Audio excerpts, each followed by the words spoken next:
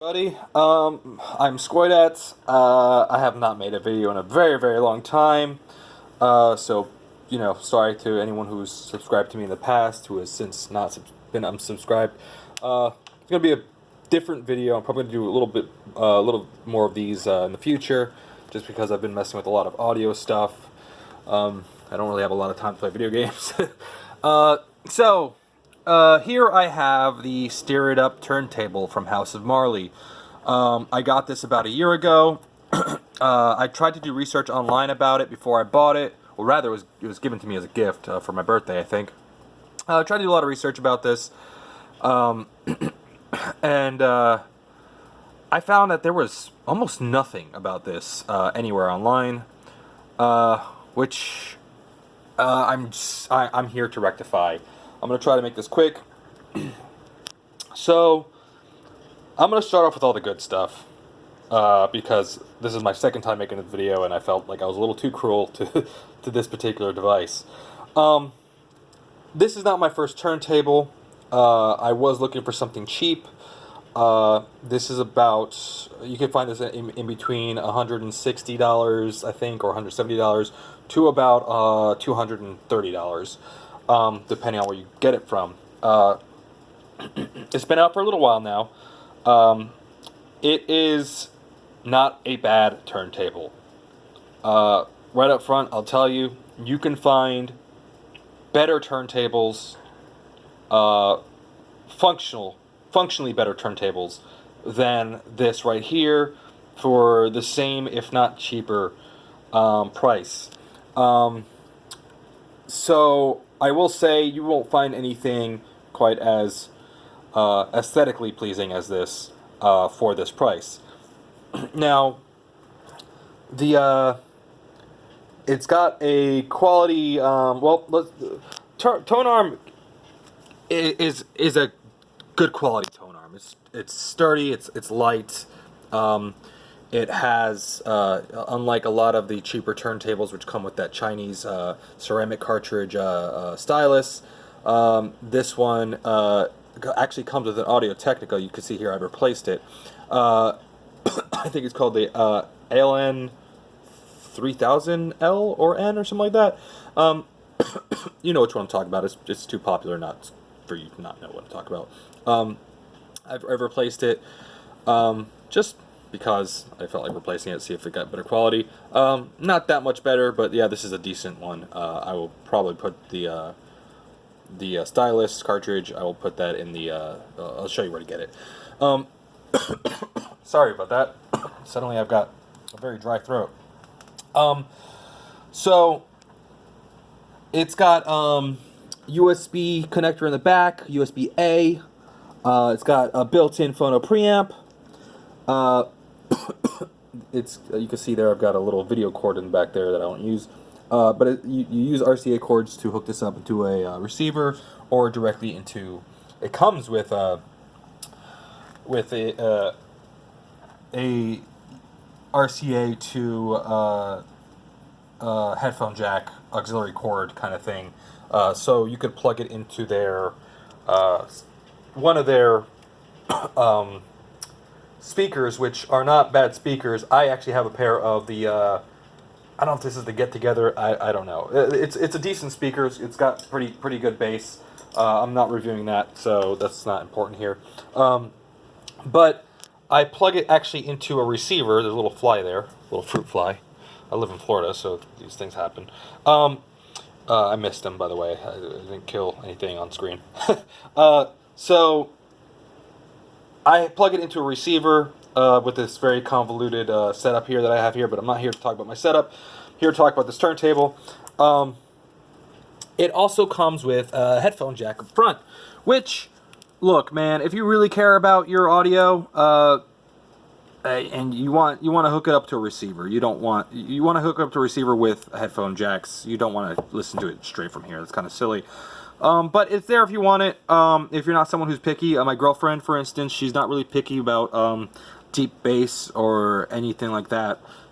She just listens to music because she enjoys lyrics and music. I'm a little more picky, so I don't think I've done this, but I may have done it just to demonstrate it at one point.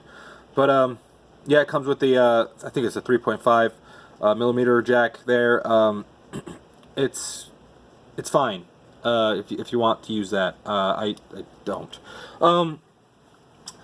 This looks like it's metal, but I'm pretty sure it's actually, you know what? This might be metal. I think this portion is plastic. This is metal right over here. This is how you switch from 33 to 45 RPMs.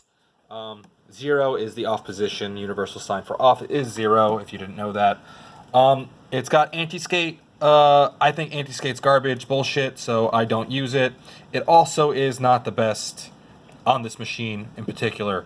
I've tried to use the anti-skate. You can see I kind of have it a little above 0. But honestly, if you try to match your anti-skate with the with your tracking force, you're going to be wasting your time. And well, let me demonstrate it for you. Actually, that's actually a great time to do that. So, look, I don't know the rules about anti-skate. I also don't care. You do what works for you. I'm going to just play a really small snippet of the Mountain Goats Goths. You know what? Actually, better yet, hold on. Okay, so instead of the Mountain Goats Goths, I have Wake Up, which is a benefit EP featuring Billy Bragg, the Redskins, Attilo, the Stockbroker, the Neurotics, and Kevin, I don't even know who that is, Say, yeah. Anyways, so I've got this. This was sorry about my weird books there. So I've got this. I'm pretty sure these recordings are not copywritten. This was done as a benefit for the miners' miner strike in the UK in the 80s. It features some awesome bands. I'm a pretty big fan of Billy Bragg, even though, you know, that's look, he's not for everyone. But that's not the point here. I'm going to put on the anti-skate as high as the tracking force, which often is cited as being what you're supposed to do with anti-skate. I think it varies from machine to machine. Personally, I also don't care.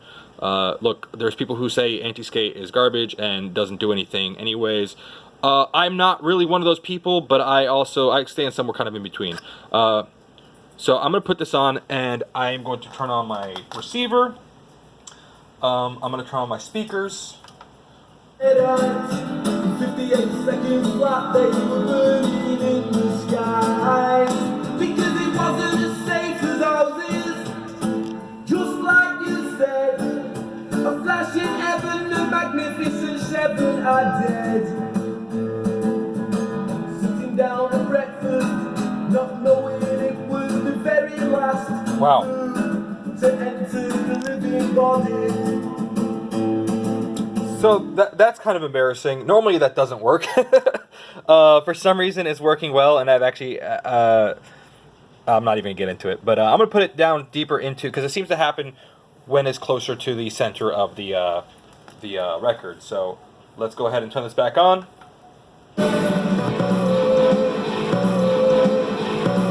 There you go. So now you've heard that. I'm going to turn the anti-skate off, or like right above 0, just because I'm a little superstitious.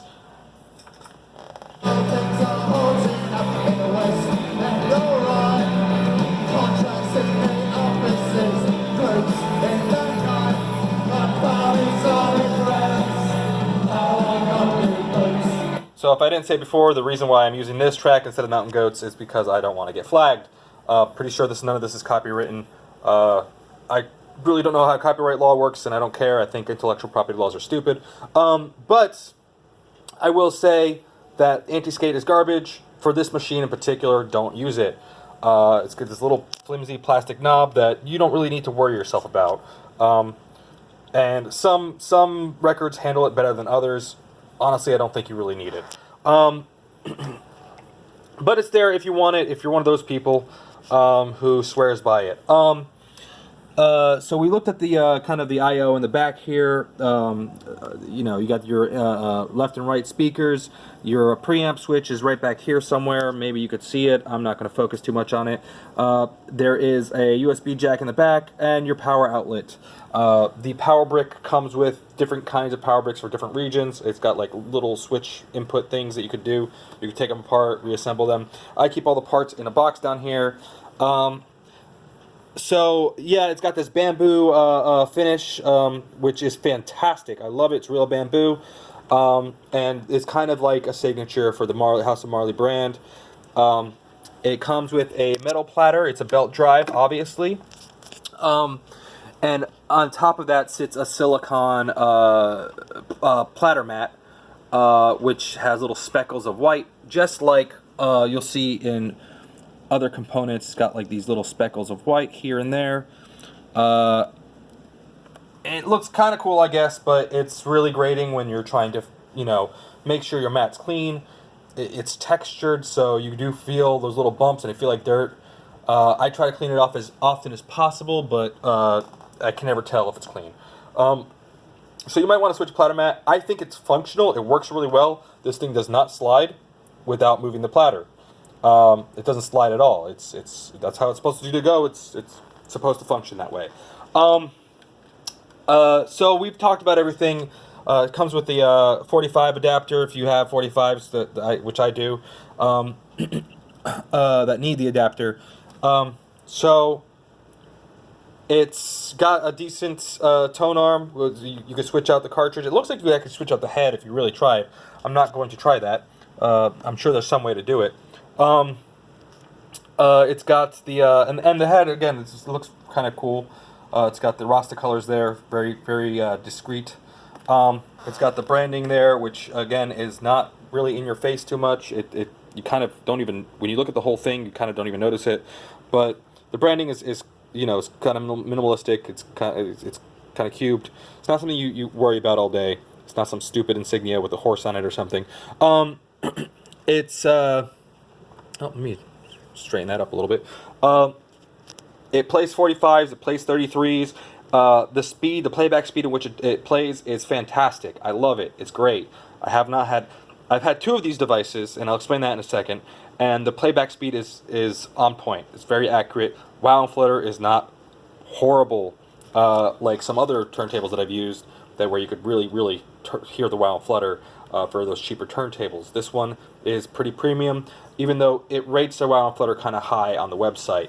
I would disagree with that. So here's the bad stuff, I guess. The good stuff is good in a kind of average sense. The bad stuff can basically make you not want to buy this, or I guess if you don't care too much about this. Again, it is very functional. It has things that other turntables, more and more modern turntables are beginning to have these things. I think Bluetooth speakers are stupid. I don't think any turntable should have Bluetooth speakers. I got to work on my cable management, as you could tell. But the bad things about this. So, number one, where do I even start? Well, I don't think I had this in my first one of these that I've owned. But if you look over here, and you can't instantly tell, but you kind of see the platter wobbles a little bit, and it's not the worst in the world. It doesn't affect the sound quality. It doesn't wobble enough to affect the sound quality. The spindle looks like it's straight. I don't see it moving around. That's my hand moving, not the spindle. Well, let's see if I can steady my hand. The spindle does not look like it's moving. It looks like it's the it's not moving back and forth. It's not wobbling. It looks pretty straight. That's kind of annoying. The motor is great. You don't hear a hiss with the motor. I've heard some people complain that there's a motor noise that they hear. I don't know what they're doing wrong. But I don't get that. In fact, when I turn this thing on, I'm not even sure it's going. So the other bad things about this, oh, by the way, it's got these feet here that are just these noise cancellation feet that are great. there's a couple bad things I want to go over. First off, let's start with the most simple stuff. The adjusting the tone arm. You should probably get a gram scale if you don't have one. But you can adjust this by doing the traditional method of zeroing out the or just kind of moving the counterweight all the way to the back, and kind of getting it to a point where it's kind of the tone arm seems kind of weightless. It kind of floats level with the kind of like how I have it when it's on the stand. It floats kind of level with the platter. You want that because you don't want to invest in a gram scale, which, look, if you got it, great. If you don't, sorry. It does work. You can zero this out. You got to tap it. So you got to tap the back or the front and see if it kind of gets back to level. But otherwise, this is very stiff. This really silly looking turntable, tone arm joint is not necessary. They could have kept it simple. And you could see, even there, you see that hole where it's kind of hitting the top of that hole. Well, that's part of the problem, is that this thing does not have a lot of play. So, and it's also very stiff inside. It'll land on your look. It'll land just fine onto the. Oops, whoa. Good thing it didn't. Okay, it'll land just fine onto the thing. It's a little slow. It looks kind of mechanical, which is great. It doesn't have a bounce, which, I mean, it has a bounce when you put it up, but it doesn't have a bounce going down, which is great. But that's also kind of creates this problem when you're trying to adjust the tone arm initially. And I've read a lot of people complain about that, not knowing how to balance that out. Look, that's kind of your problem. Not all turntables are created equally. But as long as it's functional, as long as it gets the job done and it plays music well, that's all that really matters. This other stuff, these inconveniences, if they're not a problem for you, if you could kind of relax a little bit and kind of see for what it is, you'll see that that's not too much of a problem. If you have a gram scale, again, use that. It's more accurate. Or get a different turntable that will have a more prominent way of, you don't have to play with it so much. Anyways, so there's that. Not so great. Again, anti-skate, garbage, don't use it. These mechanisms right here are cheap plastic. The lock, very cheap plastic. Actually, I think this was a little tougher when I initially got it, but it seems to have kind of gotten loose. But it does its job. I will actually close it up, and it locks into place pretty stiffly. But I think it's because it's kind of grinding on the tone arm itself.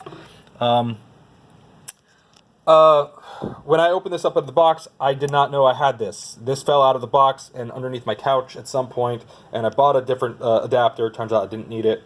So now I have two of these because, well, I'll explain that later again. So we've gone over that. So here's the big thing. And this is why I returned it the first time. I returned it because this would happen. I'm going to put this to the end of the track. It's running at 45. Again, this is a 12-inch record. It's not a 7-inch. So the way this turntable's set up is whoever designed the mechanisms in here did not take into account that there are 45s that are larger than 7 inches and vice versa. So I had a 7 seconds record, which was a 7-inch that played at 33 RPM. And unfortunately, one of the problems I came across was that it did not want to finish the record because it was playing at 33 1/3 RPM. And it expected the record to stop where it was. So if this was a 33, which is not, it's larger than, if this was a 7-inch record, which is not, it's larger than that, but it's playing at 45 RPM, in order for this to auto stop, and I'm going to put this a little further ahead, in order for this to auto stop, it would have to assume that the record is 12 inches playing at 33 RPM. This is where it would stop if it was a 7-inch record, and there would still be some more track to go. So I actually gave away my 7 seconds record, which was a great record. I just I couldn't enjoy it, so I gave it away to a friend who has a record player who can enjoy it.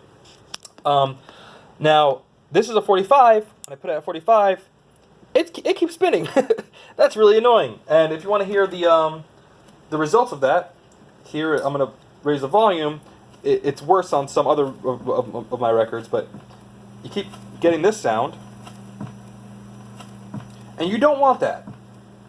So that's why I returned it to House of Marley, because I thought it was a defect. Turns out it's not a defect. It's how this thing is designed, which is an oversight. I haven't had any other record players that do that. It's just this particular one. Look, if you could avoid 7 inches, this is a great record player. 7 inches that play 33.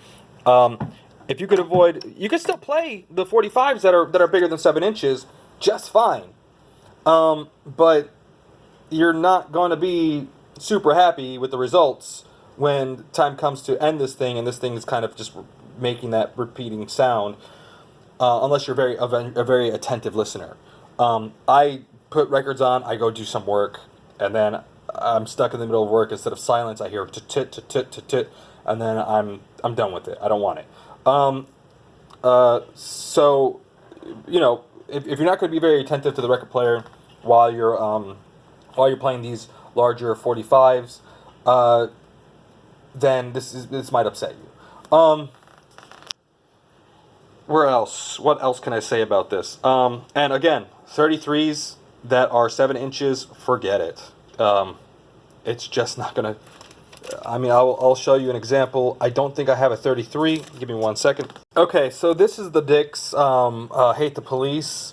It is a 45. I'm gonna play it at 33 and a third RPM, so you can kind of see what I'm talking about. Oh, actually, this one might play the whole way through, but let's give it.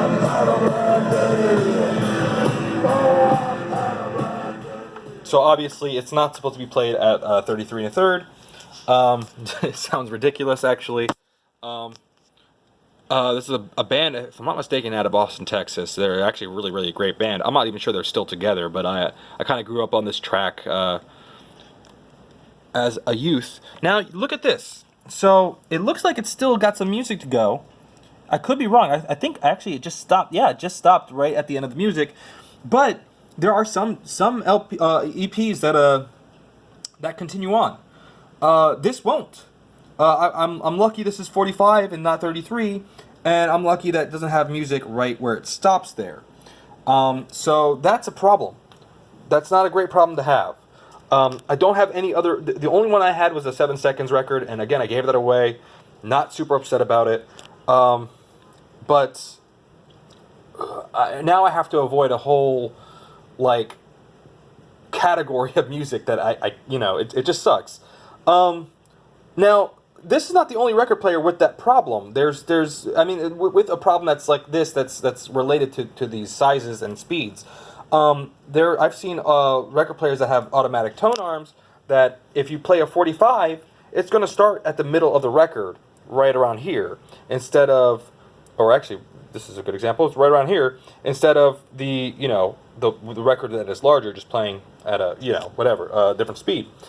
So it's not a problem that's totally unique to this. I think there's a lot of other turntables that don't have this problem, though, and you figured in the year of our Lord 2018 we would just be beyond this. But there's still a problem here. It does play traditional 45s and traditional 12-inch records perfectly fine. It's phenomenal. But it's got that one particular problem. I've got some 45 12 inches that I fucking love that it's just kind of annoying. I can't really walk away from it for more than 3 tracks. So I thought it was going to be short. This is my second time doing this. I thought it'd be shorter. So here's the other thing that may concern some people. Yes, it's a decent device. It's a little, I would say, a little more than I would pay for this if I had the chance again. It looks phenomenal. It's pretty. It's got some functional problems. Here is one of the things that I really, really don't like. Now, I don't know the operations for the production of other people's devices. I gotta go soon. I don't know where Audio Technica makes their devices. I don't know if it's in China or whatever. Whoops, I was trying to wave off my screen. But the House of Marley turntable, I don't know where it's produced, but I know who produces it, and a lot of people don't know this. But the people who produce this are actually that Walmart brand, Homedics. Homedics that makes massagers. I think they make certain kinds of pillows. I think they also make like foot bath things. Kind of like I'm not gonna call it like homeopathy stuff, but it's basically like really unscientific like devices that are supposed to help you, I don't know, feel better, pain relief, massaging. I think a lot of that is a crock of shit. I'm not a scientist. I'm not a doctor. If it works for you, it works for you. I'm not gonna, drag you through the dirt for liking it. I just avoid those things. They're typically like little Walmart as seen on TV things. But they also produce this. They did not design it, but they have an agreement with House of Marley. If you go on their website, you could find this. It's kind of hidden. But because I returned my first House of Marley Steer It Up turntable, because I thought that was a problem, that little switching between 33s and 45s, that play, that don't finish or keep going when they're not supposed to. I thought that was a problem, and I sent it back. I got this one, which, again, came with the warbly platter, which might have been on the previous one, but I don't remember that being there. I'm normally really meticulous about this. So I think originally, actually, the first one I had was performing better than this one. But again, it doesn't affect the music playback, so it's not that big a deal to me. But I have the same problem. That was never switched. I didn't realize that it was a design defect and not just a mechanical one that existed for my one. But obviously, this also shows me that quality control is not the best here. I think the chances are you're going to get a good one of these, and it's going to work just fine for you. If you want to get this because you like the aesthetic, because it's relatively cheap. Again, there are still some cheaper, better options. If they sold this at $150, I'd recommend it all day long. And you can find it for as cheap as like $160 or $170.